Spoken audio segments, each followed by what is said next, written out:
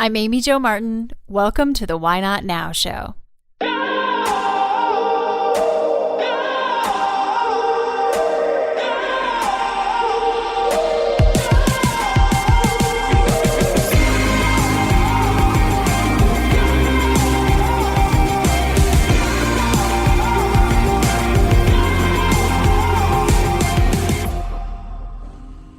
You know that thing you've been thinking about doing? Yeah, that one. Why not now? Have you ever actually taken the time to ask yourself, what's stopping me? Let's talk it through. This is your chance to give that idea the attention it deserves and take action. Each episode, I have a chat with a fascinating person, from entrepreneurs to athletes, celebrities, my parents, rocket scientists, and all walks of life. We talk through a critical time when they've asked themselves, why not now? We dissect that day or even that moment, step by step.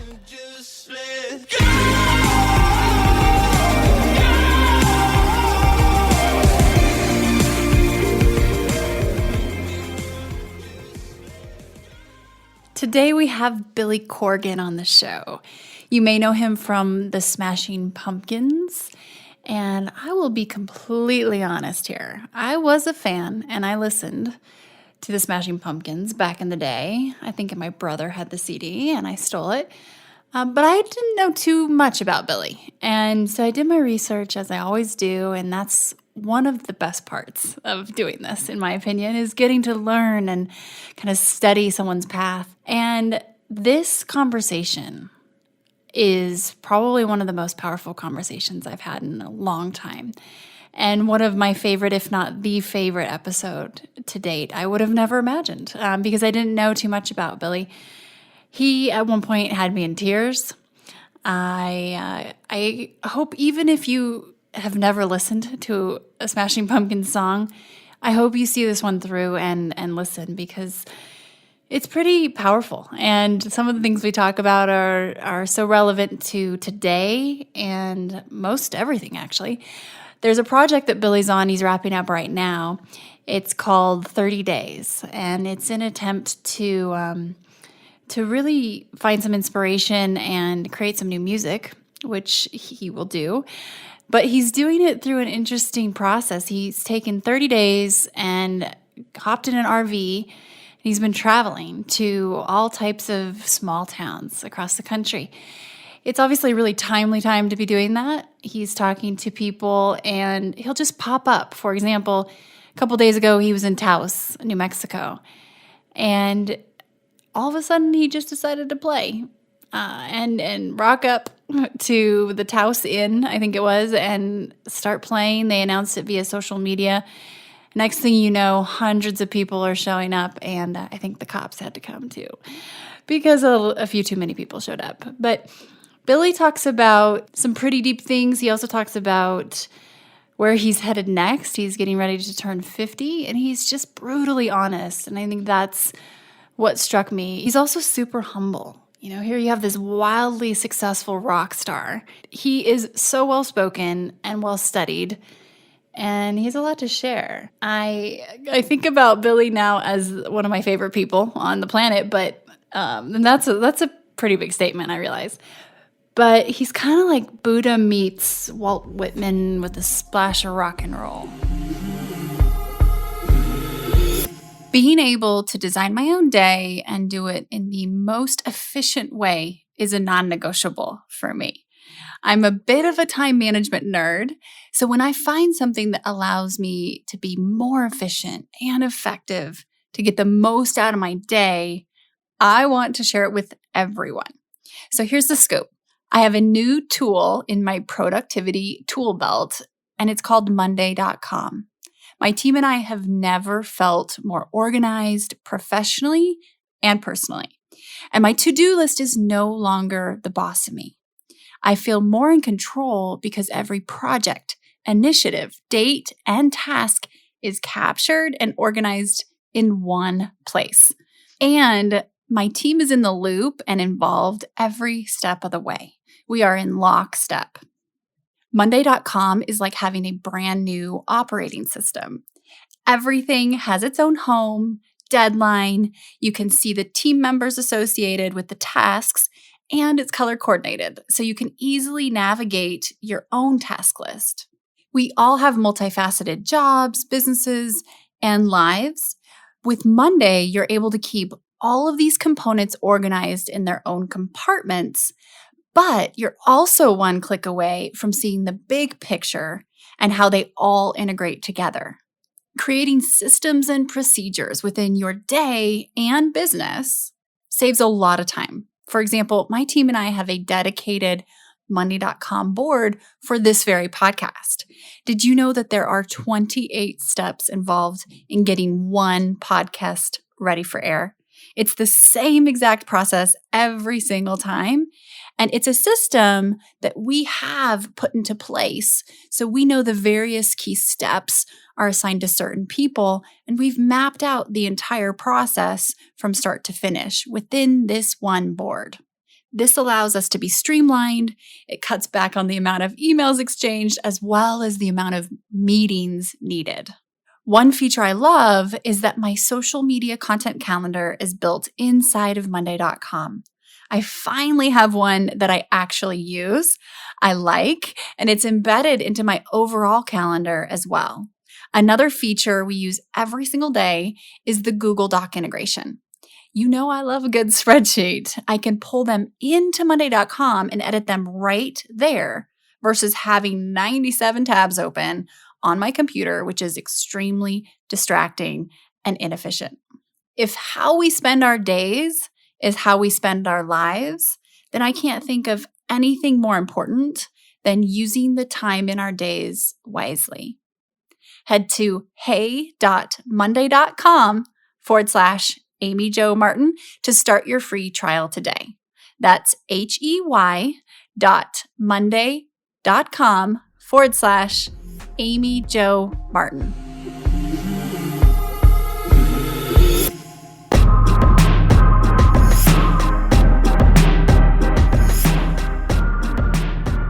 So Billy, welcome to the show. How are you doing? You're on the road. I'm good. I'm in Sedona, Arizona.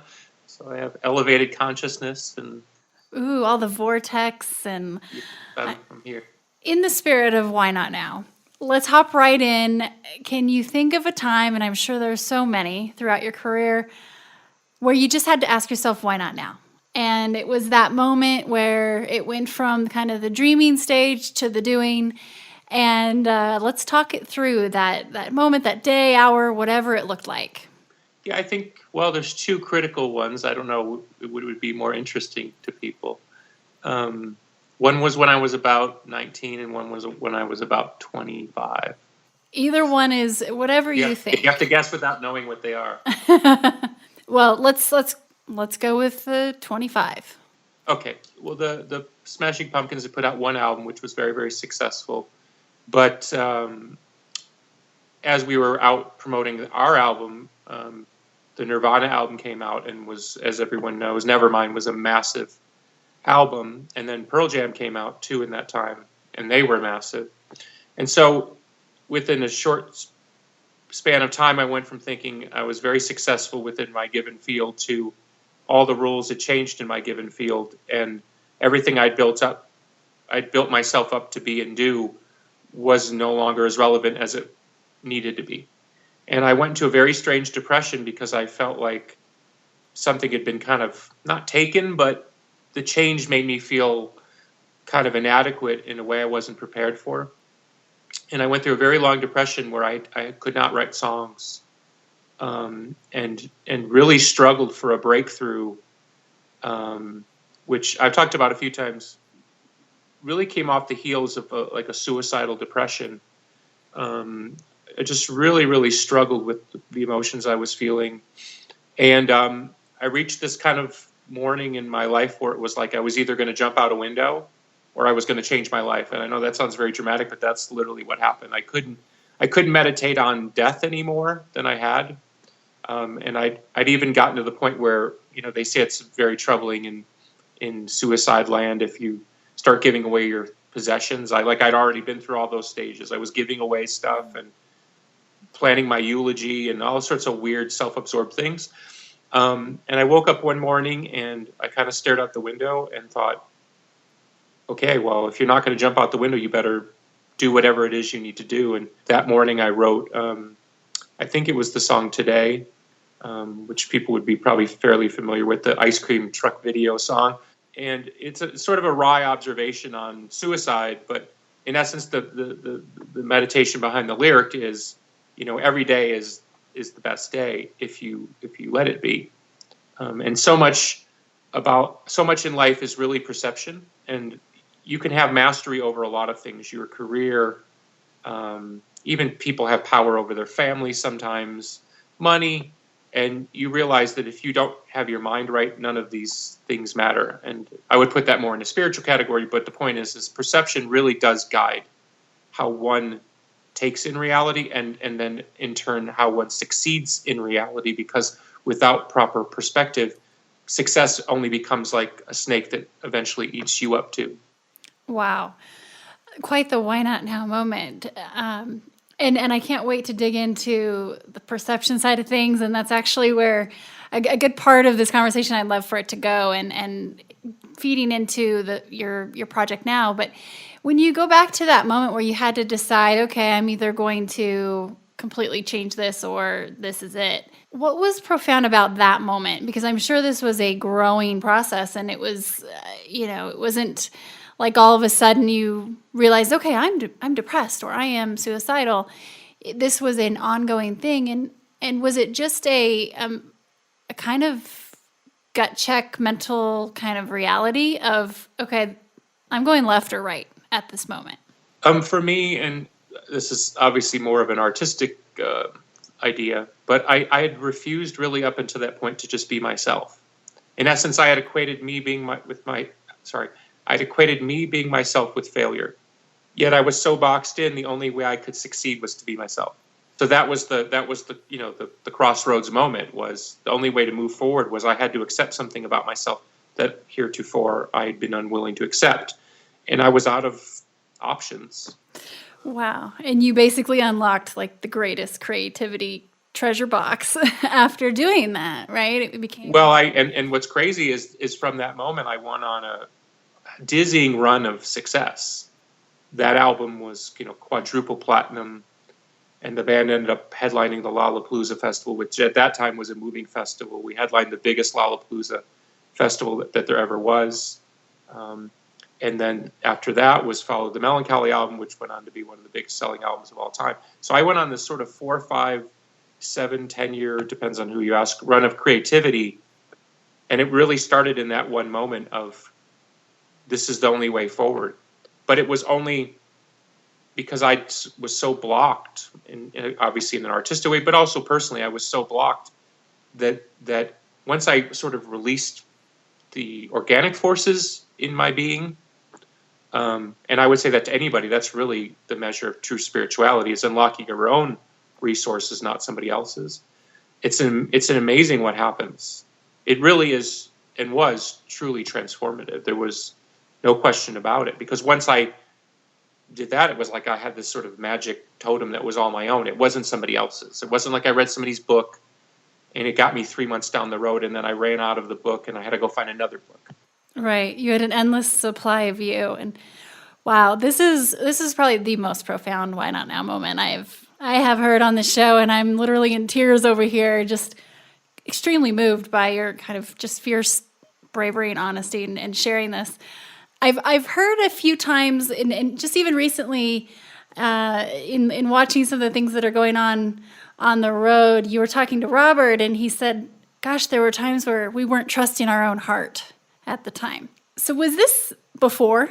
I'm guessing this "why not now" moment, or was it more after? Yeah. And then you went on to talk about kind of the journey that the fan goes through when they're watching an artist figure themselves out, right? So maybe that was the mystique of the first round. And amazing, just completely incredible. When you think about going back to that, not listening to your own heart, yet of course you're producing and having this amazing first run. How did you weren't faking it But how did you kind of balance that as an artist? Maybe not necessarily being completely true, but also having this creative product that's blowing people away. Well, I don't think I did balance it. I think that's why, um, obviously, jumping forward in the story, I think sort of Icarus like I burnt up and crashed quite hard end of 90s, early 2000s, because I wasn't able to sustain that energy in a holistic way. Um, and this is sort of somewhat conceptual, but it's part of my belief system that divinity, however, whatever form you want to take it in, if you can't sustain that energy, it literally is like one of those Lord of the Ring things where you have to throw the ring in the fire because you can't. It isn't yours. I mean, it is yours in a literal sense, but it isn't yours in the sense that the energy is coming from elsewhere, and because you can't sort of hold that energy in a consistent manner, in a way that doesn't destroy you, in a Middle Earth kind of way. And I think that's really what happens to many people, and it certainly happened to me, where in order to create balance, I had a very bad poor life, poor eating, poor habits, poor psychology, because I was so up on one aspect of my life that the only, like a seesaw, the only way to balance the other side was to almost go low the other way.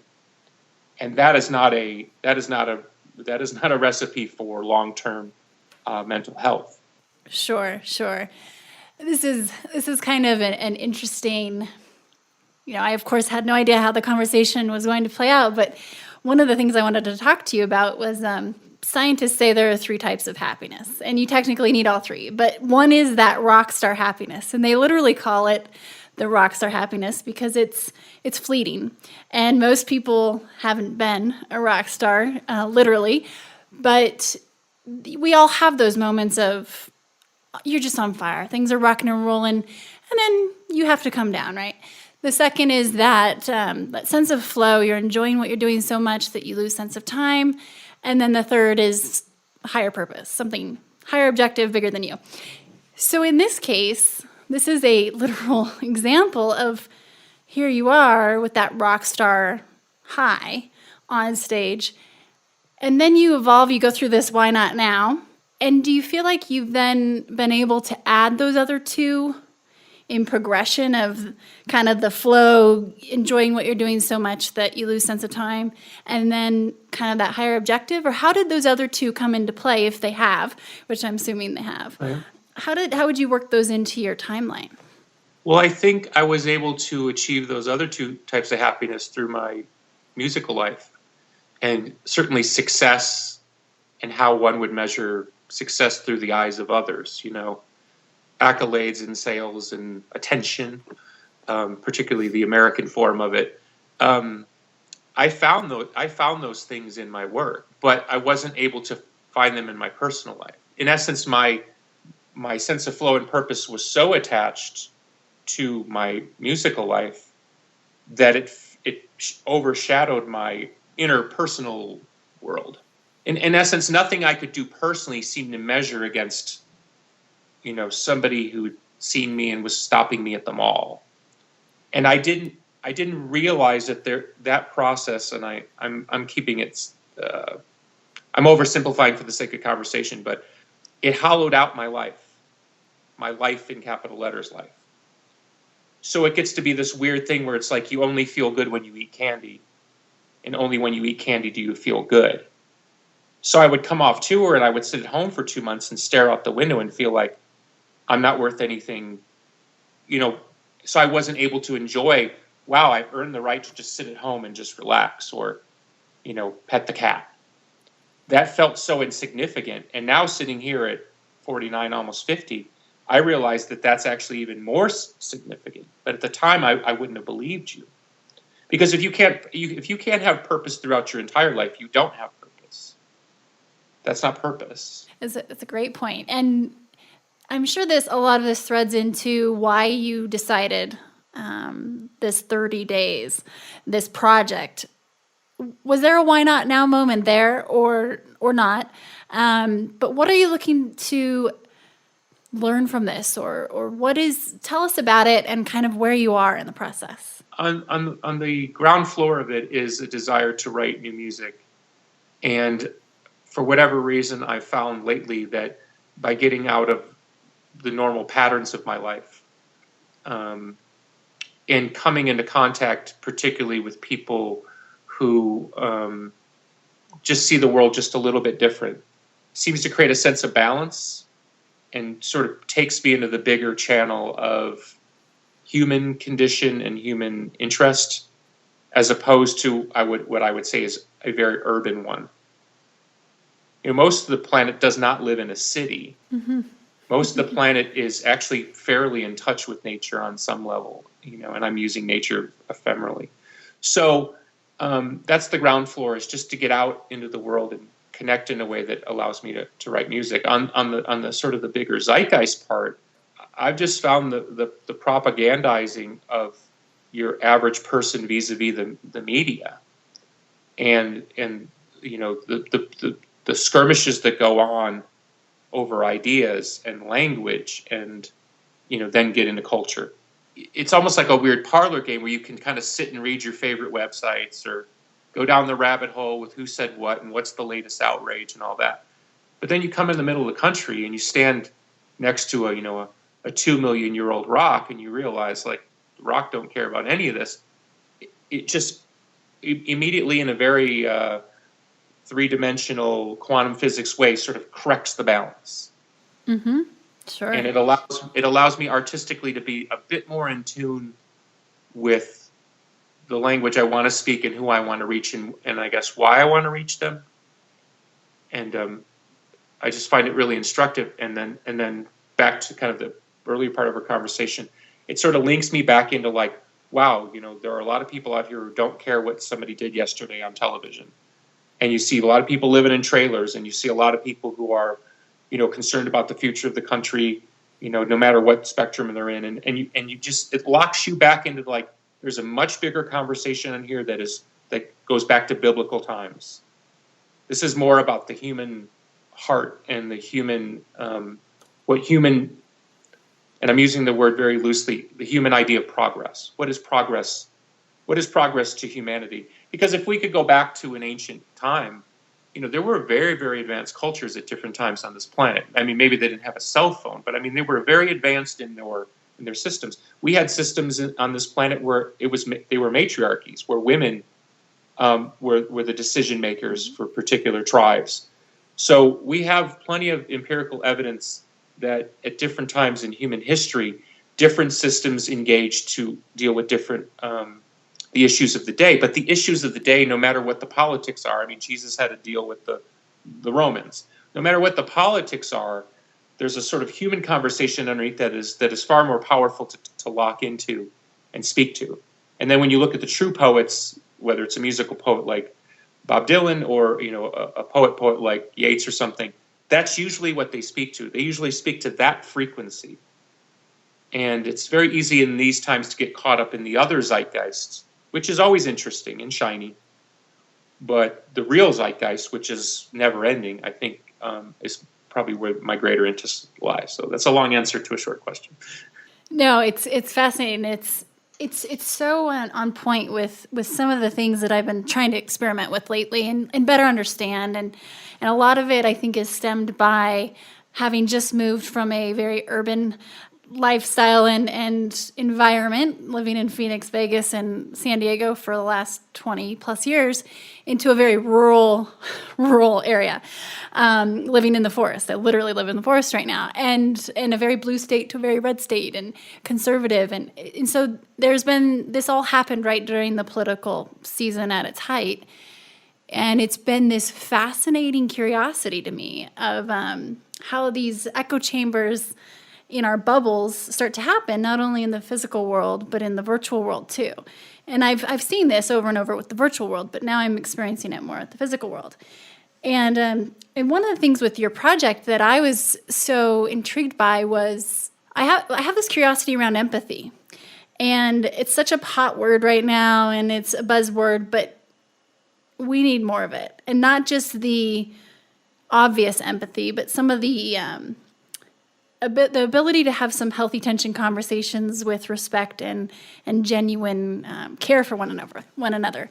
And so as you travel around and you see some of the differences of maybe lifestyle and also more connection with nature, have there been any big aha moments as it relates to empathy, or any stories where you just wish that the rest of the world could see them, which is kind of what you're doing, that's the whole point, because it would maybe accelerate our process to being more empathetic?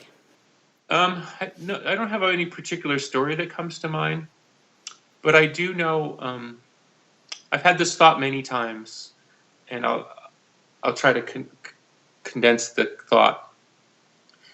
When you're walking through a poor area, an area that has seen better days, the downtown, the stores are empty.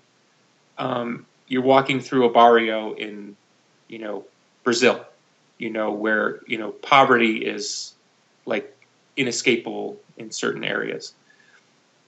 You have to be very careful. If you truly want to be empathetic, you have to be careful to not attach your value system to, and then sort of through the lens of that sort of make a kind of judgment, because that quickly turns into what you would do. I'll give you a perfect example. It's a bit of a detour, but I think it's interesting to explore. I read this book once and it was a very strange book, but it was an academia book, so it wasn't like a culture book. It was more like some professor had written it for academics, and it was a book about minstrelsy and the rise of blackface minstrelsy in the 1800s, and in essence the appropriation by the white culture of the antebellum South in middle 1800s in America, the appropriation of that culture, the appropriation of African American / slave culture by what was white culture, whatever that culture was at the time. And so then he went into kind of empirical studies about how this is seen all over the world, and he used examples from Great Britain and stuff like that about how people, when they're poor, often tell themselves a story which goes something like this: we love harder, we eat harder, we make love harder, we live in a way that the guy up in the mansion at the top of the hill could never. Our feet are in the dirt. We're living in a way, very Tennessee Williams. It's all very tormented but sort of beautiful. And then in the reverse, also Tennessee Williams is, the people at the top of the hill are saying, "Thank God we're not in the mud anymore, writhing around like worms with the vermin." And both stories are lies. And culture, in terms of how it's reflected in the arts, is often a reflection of the tension. I remember when I was a kid, rappers with the big gold chains. I know in the 90s when I achieved success, I was made fun of for driving a Mercedes Benz. Not that anybody would want to do this, but you can literally go back into Spin Magazine 94, and there is a piece making fun of me for driving a used Mercedes, because it was seen as some sort of sellout that I got a nice car, which at the time was the safest car on the road, which is why I bought it. But it was seen as a sign, like a betrayal of my values, assumed values, because I was from the street.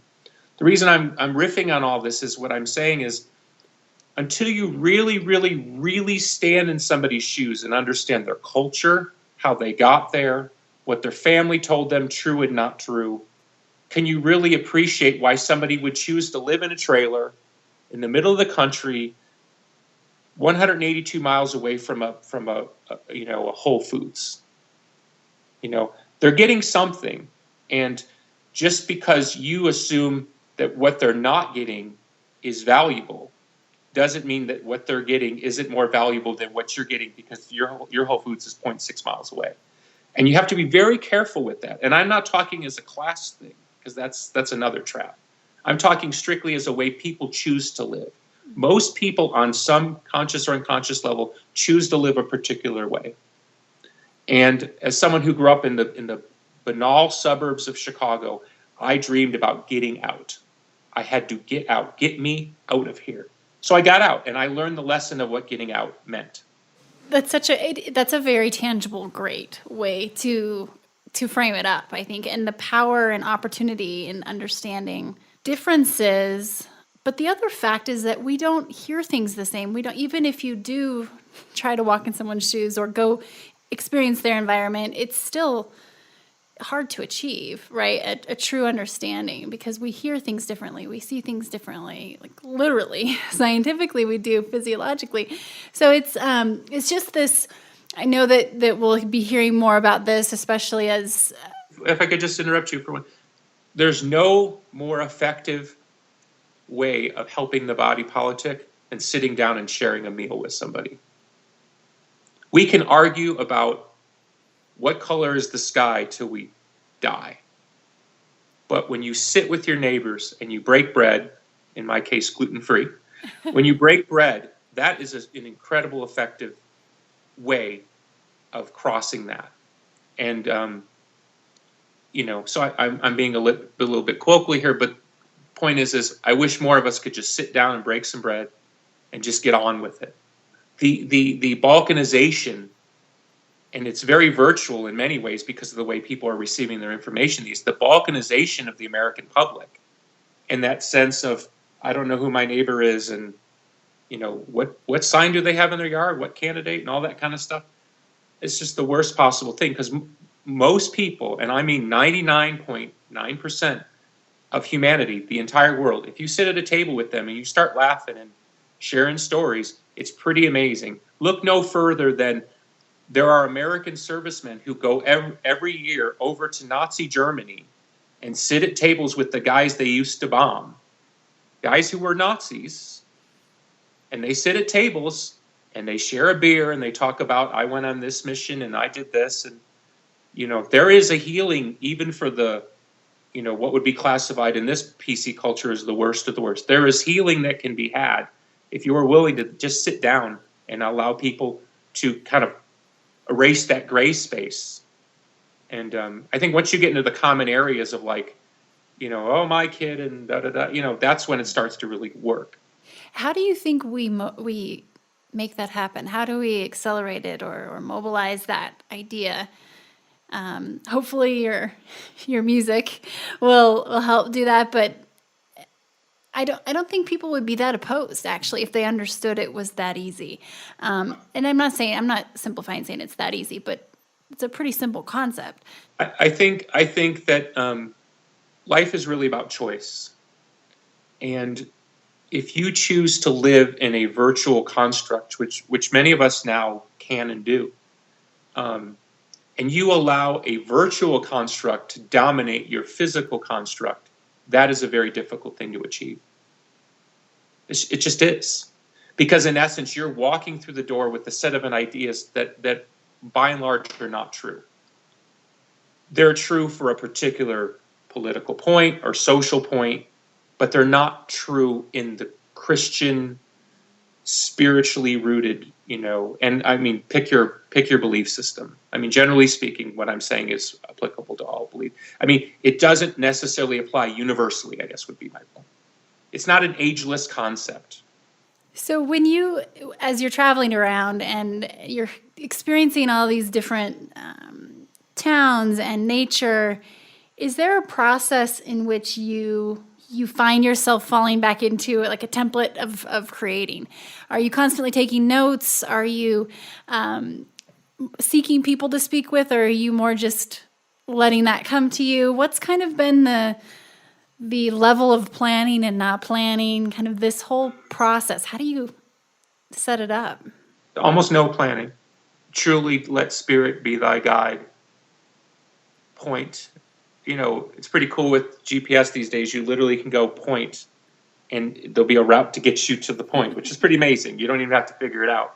In terms of the first part of the question, I find that the traveling empties out the clutter and reprioritizes. Maybe there's a bit of primitivism and it's like, okay, where's the next place to eat? But it does get down to a little bit more of an ordered mind, which is probably closer to the way people lived for a couple 100,000 years. And in that space, then the ideas sort of flow more organically. in essence, the ideas, which often are subtle, are not fighting this noise. And this could be the noise of the city. It could just be the noise of life. Whether we realize it consciously or not, we're all living in an accelerated pace, which is unprecedented in human history. The level of information that you and I consume, digest, move on from, is at a pace that is without parallel, even if you went back 10 years. So we're having these days that are full of, 100 text messages, conversations, multitasking. And there's something sort of beautiful because the human system can adapt and is and will to that, and I don't mind it, but it's not necessarily conducive to the small voice inside that's like, the 4-year-old wearing the sailor suit saying, hey, by the way, look over there. I'll give you a perfect example about today that was very beautiful. We stayed in Monument Valley, which, if anybody knows, is where they shot like a lot of the classic Westerns. It's super identifiable. The moment you see it, it's like, it's a John Wayne film. It's as gorgeous as here in Sedona. So we woke up 6:30, left at 7 to take pictures because I wanted to shoot some pictures for my upcoming album. And then kind of got it done in about 45 minutes. We're going down the road, and I got to do laundry.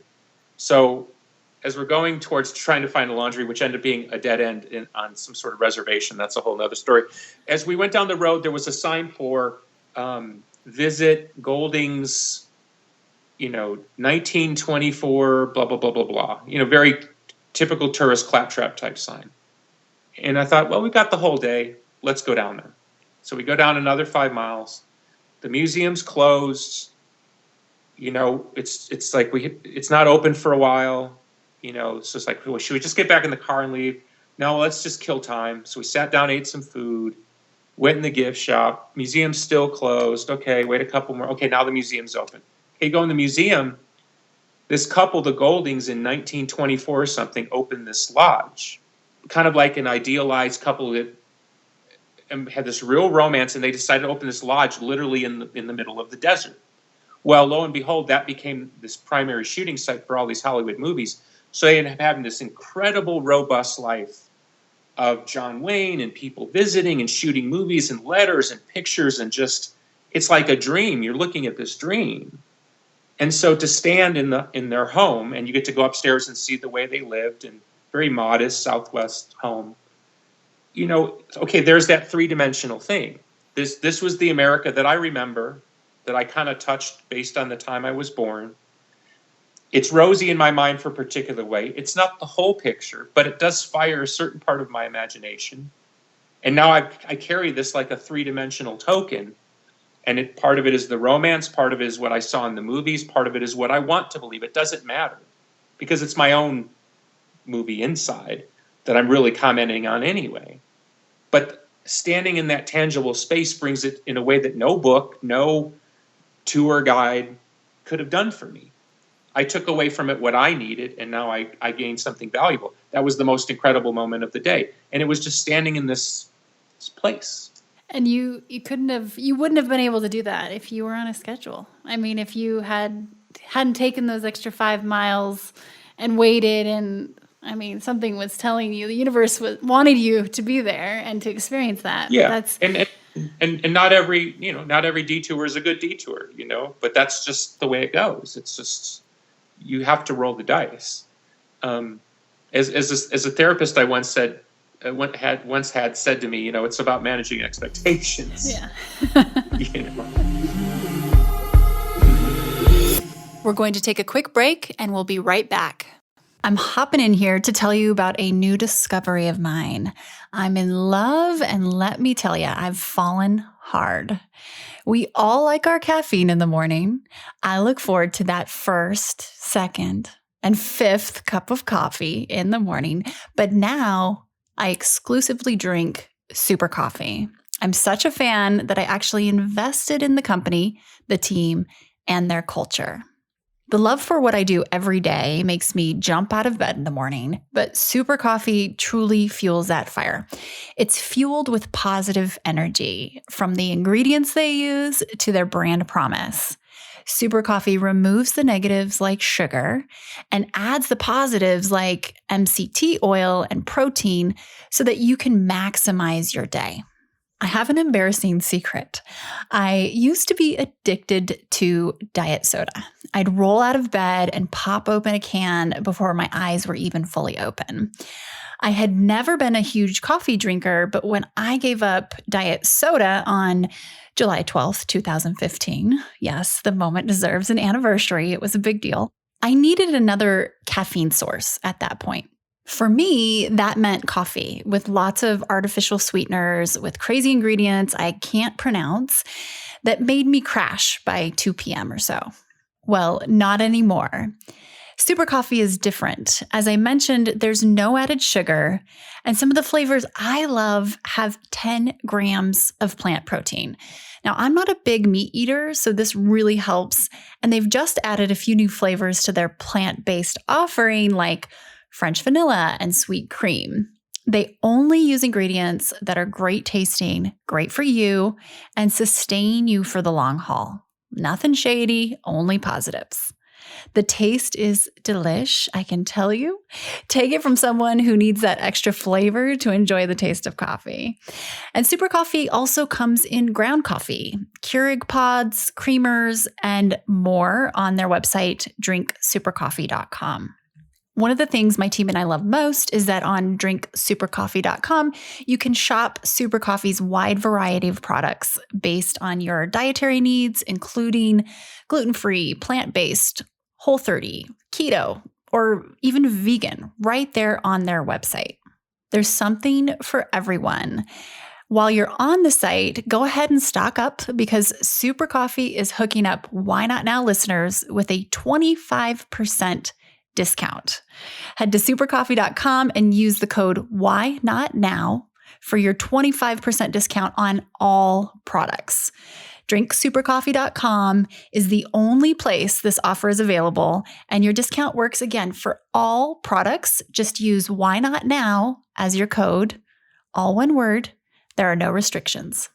I'm an investor in Super Coffee because the founders truly do walk the talk. Yes, their coffee provides positive energy, but so does their company culture. Their founders are three brothers who share a work hard and be nice to people mentality, and they spread that throughout their culture at Super Coffee. They know the importance of having diverse perspectives at the leadership level, and you know I'm a fan of elevating women in leadership. In fact, one of my Renegade Accelerator grads, Jamie Christ, is one of those women. So once that positive energy arrives on your doorstep, hit me up on social at Amy Jo Martin and show me what flavors and products you went with. And bonus points if you try one of their seasonal blends. The company is growing quickly, and you'll probably start noticing Super Coffee in your local Walmart, Target, or Costco. They are now in over 30,000 retailers nationwide. To take advantage of your exclusive 25% discount, head to drinksupercoffee.com and enter Why Not Now at checkout. That's Why Not Now, all one word. drinksupercoffee.com is the only place this offer is available, and your discount works for all products, no restrictions. Speaking of mindfulness and just state of mind, how do you keep your mind healthy? That's a really good question. I don't have a particular spiritual practice at this time in my life, though I should. I mean, I've done different things, yoga and meditated at different times. I read a lot, which does help. I would say my work is probably the best balance. But again, that's always a trap because when it doesn't go well, then I don't feel as good. You said you don't have a specific spiritual practice, but although I should. Why do you think you should? I mean, do you think that's more we getting into labels, or it seems to me that maybe it's not rolled up into a specific context or label, but it seems like you're in a spot where you have quite a bit of spirituality around you. Do you think that it's it's one of those just shoulds. Does it really? No, Is it really missing? no, I think spiritual practice is important. I think it's as important as eating good food and having good friends and good relationships. I think it goes more to why one doesn't take care of oneself. And that's been a long battle for me that, comes out of childhood, and why I don't always take care of myself. So you're meaning spiritual, actual practice of something that you Oh, do yeah. to, yeah. Yeah, I used to not like the sound of those words, but I actually have kind of grown used to it in a way that makes sense to me. It's like there's something sort of beautiful about getting up every day and devoting yourself to yourself. It is pretty amazing if you just spend 20 minutes a day devoted to yourself, and take that how you want to. But there's just that self-attention is quite healing. Totally agree. And it's whatever shape or form, we don't do enough of it, that's for sure. Yeah, so that's what I'm saying. Spiritual practice can be I just go out and run. I mean, I know a lot of people who are, their meditation is they go do their 3 miles, and I applaud anybody who's consistent. I'm just too all over the place, and I've never been able to master it. And I do see it as a form of mastery. Do you find that in some ways music is a spiritual practice for you? Absolutely. Music has a lot to do with math. And if you've ever talked to a mathematician, I mean, they see math as sort of having a spiritual thing, that there's this kind of magical mystery thing in numbers that only an ordered mind could have put together this system of, I can never remember what it is, but like the Mona Lisa and arches, they all have that, whatever, that 1.3 to 1 ratio. There's a name for it. So there's something in the related thought. There's something incredibly ordered about music, and I'll just be quick about it. But it's like, how is it that Beethoven or Mozart wrote something, years and years and years ago, and it still registers in the human system? In essence, there's a language there that is without words, that goes strictly into the system, and yet affects people in a certain way with consistency. That can only happen if the human machine is tuned to that order, and that order is directed at the human machine. There's something sort of really deeply spiritual about that. Absolutely.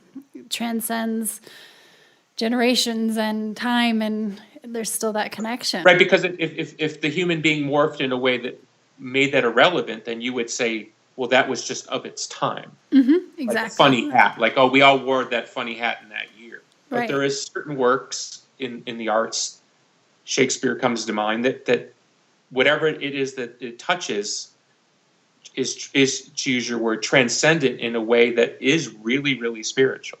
Very, very cool. So Wikipedia tells me that you have a big birthday coming up, and you also mentioned it at the beginning of the show. So it kind of may or may not tie into my anchor question. We talked about why not now in the past. Is there anything that you've been thinking about doing that you haven't done yet, that it might be time now to ask yourself, why not now? And I'm sure you could roll this entire project up into that umbrella. Maybe it's personal, maybe it's big, maybe it's small, maybe it's professional, who knows? But is there anything rolling around back there that it's time to kind of green light? Yeah, there's 2 things. One, for my birthday, I've been meaning to do it for years.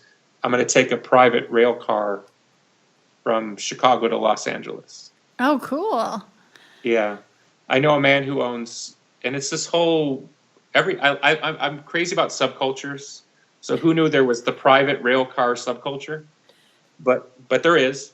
But you can rent a private rail car, and they attach it to the normal Amtrak systems.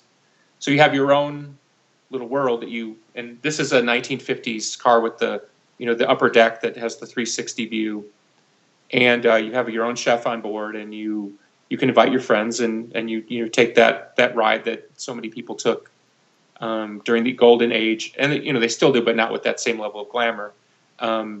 You can take this kind of golden age ride from my hometown to LA like many a movie star. So I'm doing that. I've been That's putting that off cool. for years. That's my 50th birthday present to myself. Good for And you. then the other thing is I really have, and I was even thinking about it today, is I feel like I've lived the first half of my life in a very particular way, and there aren't enough hours to explain what that means. But let's just say overall, I don't approve of the way that I've lived. I've done a lot of good things, but I don't think I've done as much good as I could have done if I had my head on straight. So I think how can I put it? I don't think I'm going to be any smarter than I am now. I certainly could have more wisdom, but I'm about as smart as I'm ever going to be. So back to the question of spiritual practice, I really do want to change the direction of my life in a very meaningful way, and I've sort of set my 50th birthday as that left turn. And I don't mean like, I'm going to work out and lose 10 pounds. I mean a true life change where I no longer make decisions based on anything but my own spiritual principles and my own truths. And because at the end of the day, and this is a wider conversation, but if you trust God or you trust God in you, there really is only one path. It's custom designed for you, and you can argue whether or not you had anything to do with it, but spiritual path in that sense of the word, in that sense of thinking, is there's really only one path. Man's path, and I include everybody in that, women too, humanity's path is susceptible to tampering. And that gets into fear, that gets into projection, that gets into culture, that gets into guilt trips, that gets into a whole lot of things that don't end up on tombstones. Because, and this goes back to the same fatalism of the day that I wrote the song today, is when you die, what really will have been important in your life? And I don't mean that morbidly. I mean, I would like to think that if I'm lucky enough to know I'm taking my last breath, will I look back in my life and say, did I do with what I was given what I would have hoped to have done within fair expectations?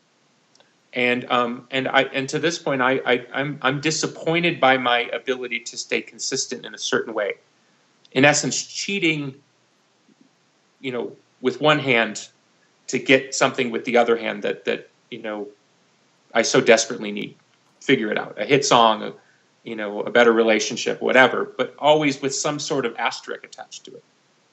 I really want to unify those two visions so that, everything is of the same mind. And as I tell people in my business life all the time, if that means it's the end, well, then that means it's the end. Because to soldier on without truth is the worst crime. So better you take one step in truth and fall over laughing than to march on and sort of grimace under your breath and say, boy, I could have done this so much better, but someday I'll get to it. Or if I'd only taken a left turn 3 miles back. Does it make sense? I know it's a lot of no, totally. I'm thinking about the alignment between when you were 25 and you stepped into a lot more truth. You can call it truth, or the way you described it, being yourself. And then now at 50, having this this desire to evolve kind of once again, or it seems you're raising the bar on yourself, which is a good thing. But how do you keep yourself accountable? What is the first step in doing that? That's epic. That's a big, tall order for someone like yourself who has accomplished many, many things. Is it awareness, just staying top of mind? Are there certain tricks that you have of what's the first thing you do? You turn 50, March, is it 17th? 17, yeah. And there's that line in the sand. Like, how does one go about implementing it, I guess? That's a fantastic question. I don't really have an answer yet. I think it's to be a bit trite about it. I think you know when you know. And what I mean by that is we all kind of have that little mental inventory of, I'm going to get to this someday, or, and I think there just comes a moment in your life where hopefully, and this is in my case, my moment, that's where you say, okay, I'm not going to do that anymore. Like that, we're not going to have that list. Slight detour again. When I was younger, I would oftentimes look at other artists who were more impulsive. I'd look down my nose at them a bit. You know, the guy who couldn't go on stage until he felt the feeling. And I'd always be like, it's not very professional or whatever. I've actually come to really appreciate free spirits. And just because it's inconvenient doesn't mean it's true. And I guess that's what I'm trying to answer the question is, truth isn't necessarily convenient. There are times in political history, social history, cultural history, where people stood up and said, I'm just not going to do that because I just can't. I had a conversation with somebody in my business life the other day where they were talking about something, and I said, you know, there's two logical options here, and I laid out both options, and I said, the only problem is I can't do A. I get why it's logical, why I should, you know, wear the funny hat and, you know, sing songs from 1992 or whatever, but I can't do that. It sounds like I'm being dramatic, and that I'm telling you, I physically, emotionally cannot do that. I can't do that. I can't be that person anymore. So that for me is a big step, because there was a guy in there for a lot of years who would say, okay, well, I have to do it, and I'll do it, and when I do it, then I'm going to take care of myself. Then I'll do yoga or something, you know what I mean? Mm-hmm. I play these little weird mind games. Like, I'm going to do this thing that's just complete betrayal of my integrity. I know I shouldn't be doing it. And then 2 weeks from after I get off that 2-week tour, then I'm going to go home and I'm going to read the spiritual books and do yoga. I don't know what I would tell myself. It was all a lie. You know, integrity really is a rare thing. And it's a word that gets thrown around a lot, like a lot of buzzwords do. But true integrity is you kind of know what isn't good for you. And there is something really, I just had a son, my first child about a year ago. And there is something that it's hard to quantify, but what is good for me is good for my son. And I'd rather have him look at a person who's happy and not bitter, not regretful, appreciative, humble, than somebody who sits there and sort of mumbles under his breath what might have been. To me, that is just, if he needs any lesson in life, it's for him to see that I learn mine. That's a bit strange way to put it, but I think of it as kind of snagging your lessons for free and kind of being able to leapfrog some of them potentially. And absolutely, it's so what I'm hearing you say kind of is when you start finding yourself making those decisions, those I can't put on the hat and sing that song from 1992, then you know that you're on the right path. You know, it's kind of a trigger of, or a bookmark of, note to self, that's the right direction. It's very, very interesting. Couple of just quick rapid fire questions, Billy. The first is, what are you reading right now, and what's your all-time favorite book? Gosh, what was I reading before I left home? I'm totally blanking. I was loving what I was reading before I left home. No worries if you can't remember it. That's not very rapid fire, is it? That's okay. If I had to pick one book, I would probably... I love anything by F. Scott Fitzgerald. Great Gatsby comes to mind because it's just his kind of crowning achievement. But I think there's so much other writing that he had that was just as poignant and powerful. There's something about F. Scott Fitzgerald that it's fascinating. I don't know. There's no rapid fire answer in that. That's okay. And what keeps you up at night? In a bad way or a good way? Whichever you choose.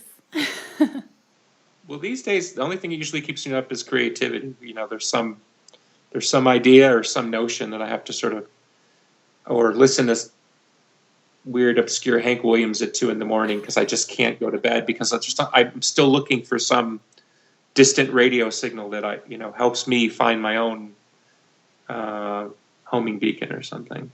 Fair enough. And super serious question: pirates or ninjas? Who's tougher?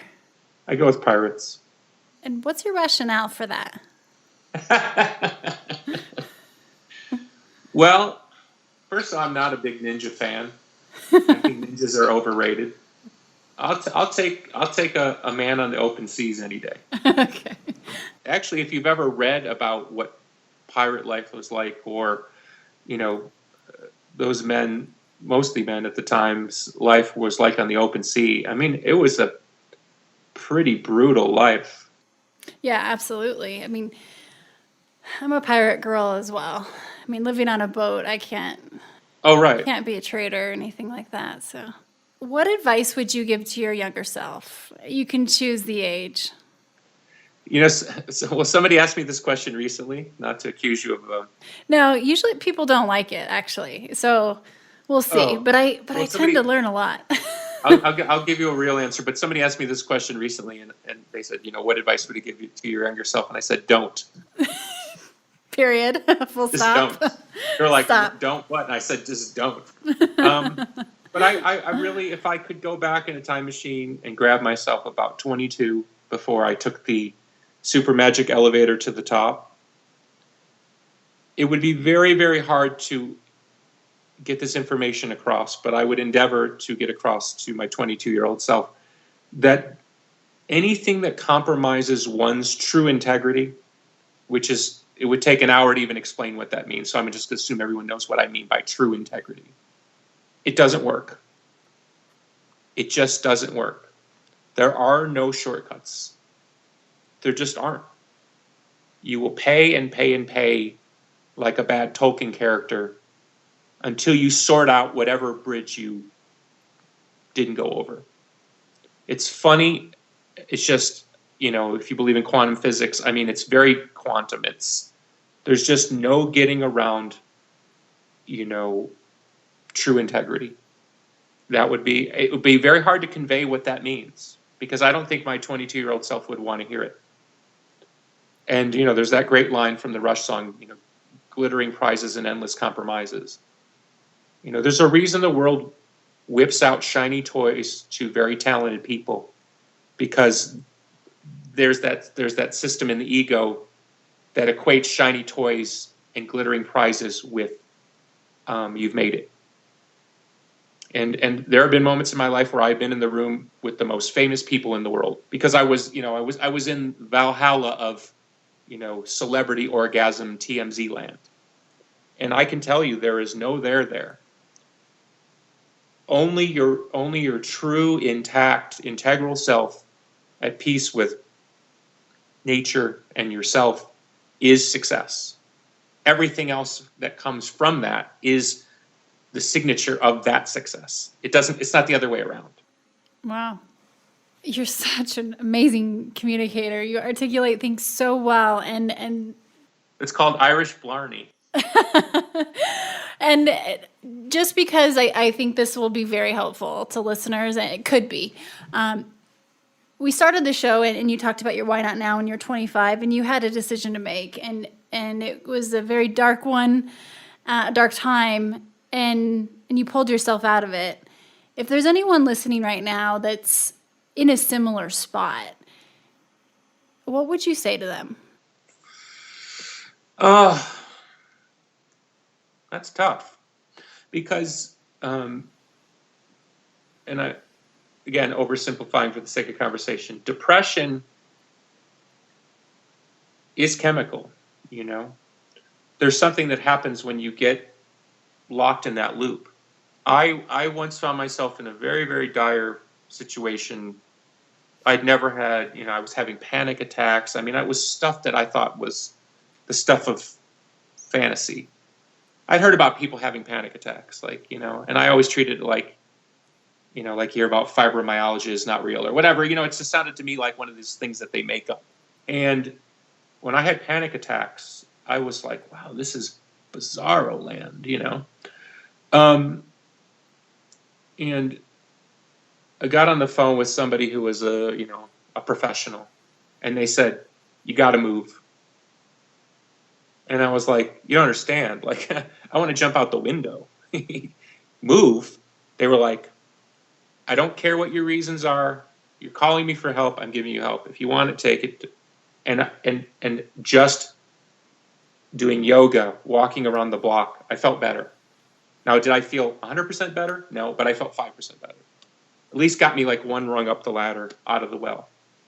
And being in touch with one's body, which when you're in a lot of pain is in essence the complete opposite of what you want to do. Mm-hmm. You're in pain, so why would you want to be more in touch with the thing that's giving you pain? Mm-hmm. But it is incredibly effective to move, to get your blood moving, to get endorphins moving, and make that peace with your body. Because if you are in that sort of trap, you on some level consider your body to be the enemy because it's imprisoning your mind, which can't escape. I'm being a little bit flippant when I say that, and I don't mean to make light of anything serious, but moving was critical to just climbing up.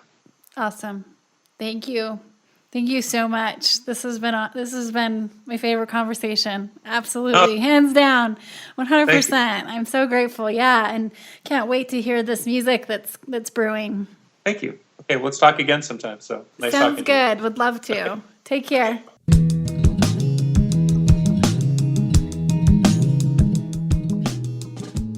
Curious to hear your thoughts on that conversation. So please share them as always.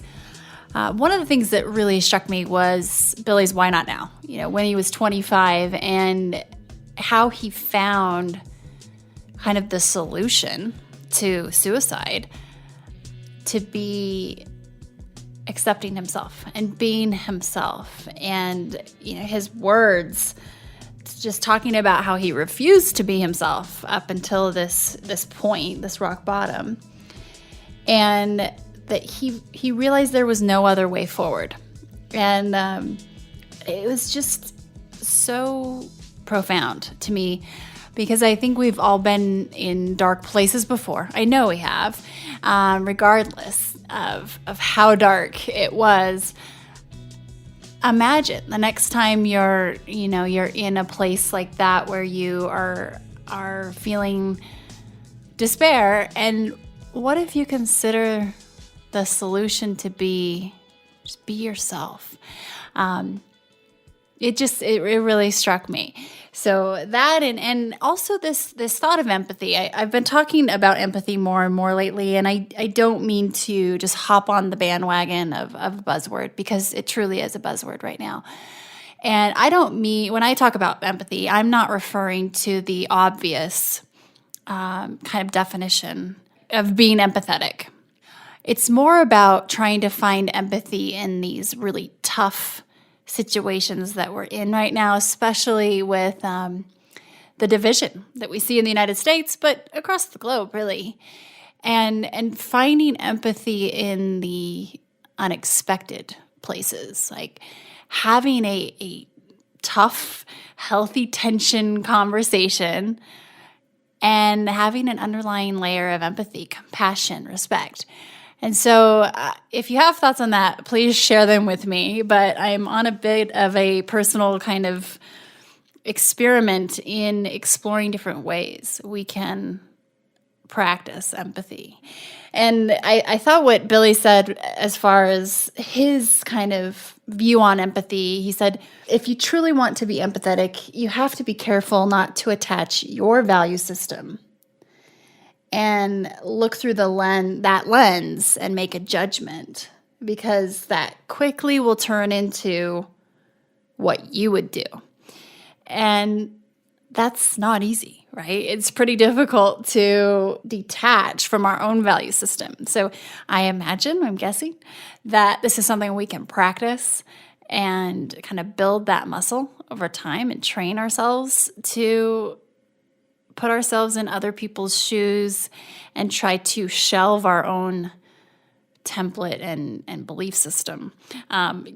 Tall order, I realize, but if you can even attempt, that's a good start. I think it's important to note here too how this all came to be, this conversation and this interview with Billy, because his producer and the person that's on the road with him over these last 30 days as they're wrapping up their tour right now is a guy by the name of David Lagana. And on Twitter, you can follow him at LAGANA. So David and I have known each other through the interwebs for more than 8 years. And he reached out and mentioned what they were doing, and I was super fascinated and loved the concept of this 30-day tour. And so we set it up. And what I didn't know until last night, after I recorded this with Billy, was that David recently had his own why not now moment. After spending 15 years with the company he worked for, he decided to jump. He decided to basically jump without a net and join his friend, Billy, the rock star, on the road, hop into an RV and capture the story, produce and share kind of what's going on. And he has his story in a Medium post, which I will include in the show notes, or I have included in the show notes. So take a look. But he said that it was time to bet on himself. And I keep going back to that because I keep hearing people say, they bet on themselves. And when he decided to do this, he referred back to a quote. And I guess this quote was kind of ringing in his head. And the quote is that you're always one decision away from a totally different life. And that's a quote by Mark Batterson. But it's important to acknowledge David here. He's incredible at what he does. If you follow along at Billy, you'll see all the work that David's put together, capturing these pop-up events and storytelling along the way. So props to you, David, for making that leap, and it looks good on you. You're doing some pretty cool and important work.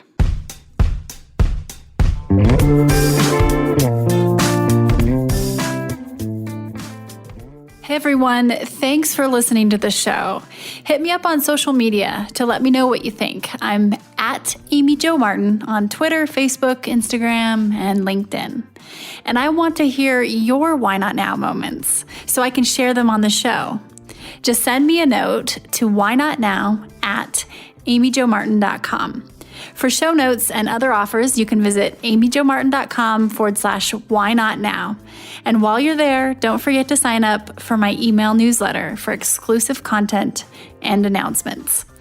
A big thanks to Rock Salt Music for all of the tunes by the talented John Coggins. And of course, a hat tip to Richard Brewer for editing